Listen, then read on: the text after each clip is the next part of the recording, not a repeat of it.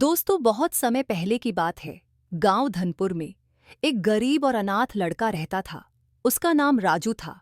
माता पिता की मृत्यु के बाद राजू के पास ना कोई घर था, ना कोई सहारा। वह छोटे मोटे काम करके किसी तरह अपना पेट भरता। कभी वह किसी के खेत से घास काटता, तो कभी किसी की भैंस चराता।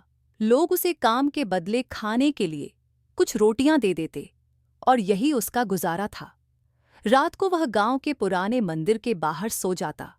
ठंडी हवा में सिकुड़ते हुए वह आसमान के तारों को देखता और सोचता, क्या मेरी जिंदगी कभी बदलेगी? एक दिन गांव के लोगों के ताने सुनते सुनते राजू ने ठान लिया कि अब वह यहां नहीं रहेगा। उसने सोचा, अगर किस्मत बदलनी है तो मुझे अपने गांव से बाहर जाना होगा। उसी रात वह गांव के छोटे से रेलवे स्टेशन पहुंचा। जेब में एक पैसा नहीं था, लेकिन दिल में बड़े सपने थे। वह बिना टिकट मालगाड़ी में छिपकर शहर की ओर चल पड़ा। शहर के बड़े रेलवे स्टेशन पर उतरते ही राजू को एहसास हुआ कि यह जगह उसके गांव से बहुत अलग है। चारों ओर भीड़ थी, लेकिन किसी के पास किसी के लिए समय नहीं था।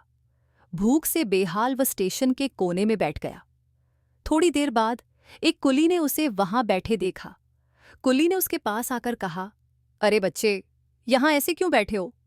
राजू ने धीरे धीरे अपनी कहानी कुल्ली बताई। कुल्ली ने उसे सहानुभूति भरी नजरों से देखा और कहा, बेटा, इस शहर में कोई तुम्हें मुफ्त में कुछ नहीं देगा। अगर जीना है तो मेहनत करनी होगी। दुनिया में मेहनत करने वालों की ही कद्र होती है। राजू ने धीरे से पूछा, लेकिन मैं क्या कर सकता हूं? मेरे पास ना पैसा है, ना कोई काम। कुल्ली मुस्कुराया और बोला, तुम भी कुली का काम क्यों नहीं करते? यहां हर कोई अपनी किस्मत खुद बनाता है। भगवान भी उसी की मदद करता है जो खुद अपनी मदद करता है। कुल्ली की बात मानकर अगले दिन से राजू ने कुल्ली का काम शुरू कर दिया। वह यात्रियों का सामान ढोता और बदले में पैसे कमाने लगा।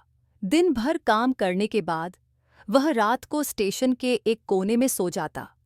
ठंड और भूख अब भी थी, लेकिन उसके हौसले मजबूत थे। एक दिन एक ट्रेन से एक व्यापारी उतरा। वह सफेद धोती कुर्ता पहने हुए एक सम्मानित व्यक्ति लग रहा था। राजू ने दौड़कर उसके पास जाकर कहा, साहब, आपका सामान उठाऊं? व्यापारी ने उसे देखा और कहा, तुम बहुत छोटे हो, ये काम क्यों करते हो? तुम्हारी उम्र तो खेलने कूदने की है। राजू ने उसकी बात सुनकर धीरे धीरे अपनी कहानी सुनाई। उसने बताया कि वह अनाथ है और अपनी मेहनत से अपनी किस्मत बदलना चाहता है। उसने कहा, साहब, मैंने सीख लिया है कि जिंदगी में बिना मेहनत के कुछ नहीं मिलता। व्यापारी, जिसका नाम रामदयाल था, उसकी बातों और हिम्मत से प्रभावित हुए। उन्होंने कहा, बेटा, मैं तुम्हारी मेहनत और लगन की सराहना करता हूं। मेरा पास में एक कपड़ों का गोदाम है। अगर तुम काम करना चाहते हो तो मेरे साथ चलो, मैं तुम्हें अच्छा काम और पैसा दूंगा। व्यापारी की बात सुनकर राजू की आंखों में खुशी के आंसू थे। उसने हाथ जोड़कर कहा, साहब, आपने मेरी जिंदगी बदल दी। रामदयाल मुस्कुराए और बोले, यह तुम्हारी मेहनत का फल है बेटा। हो सकता है भगवान ने मुझे तुम्हारी मदद के लिए भेजा है। राजू व्यापारी के साथ अब गोदाम में काम करने लगा। वह कपड़ों की पैकिंग करता, ग्राहकों से डील करता और हर काम ईमानदारी से करता। उसकी मेहनत और लगन देखकर रामदयाल बहुत खुश हुए। कुछ सालों में राजू ने गोदाम के हर काम में महारत हासिल कर ली। अब उसकी उम्र 25 साल की हो चुकी थी। उधर रामदयाल 60 साल के हो गए थे।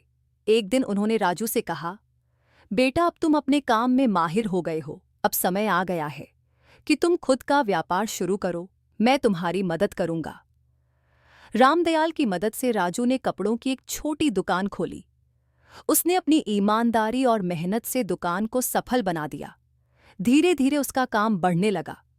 कुछ सालों में उसने रामदयाल कर्ज भी चुका दिया। आज राजू एक सफल व्यापारी है। उसने अपने संघर्ष के दिनों को कभी नहीं भुलाया। वह अब जरूरतमंद बच्चों की मदद करता है और उन्हें सिखाता है कि मेहनत और लगन से किस्मत बदली जा सकती है। दोस्तों, यह कहानी हमें यह सिखाती है कि हमारी किस्मत हमारे अपने हाथों में होती है। चाहे हालात कितने भी मुश्किल क्यों ना हो, अगर हम मेहनत और ईमानदारी से अपने लक्ष्य की ओर बढ़े तो सफलता जरूर मिलती है। किस्मत बदलने के लिए भाग्य पर निर्भर रहना पर्याप्त नहीं है। भगवान भी उसी की मदद करता है जो खुद अपनी मदद करता है। राजू ने अपने जीवन के संघर्षों को न सिर्फ स्वीकार किया, बल्कि उनसे लड़ते हुए अपनी एक नई राह बनाई। दोस्तों, यह कहानी हमें यह भी समझाती है कि हर छोटे काम की इज्जत करनी चाहिए। हर बड़ी शुरुआत छोटे कदमों से होती है। ईमानदारी और लगन से किए गए काम का फल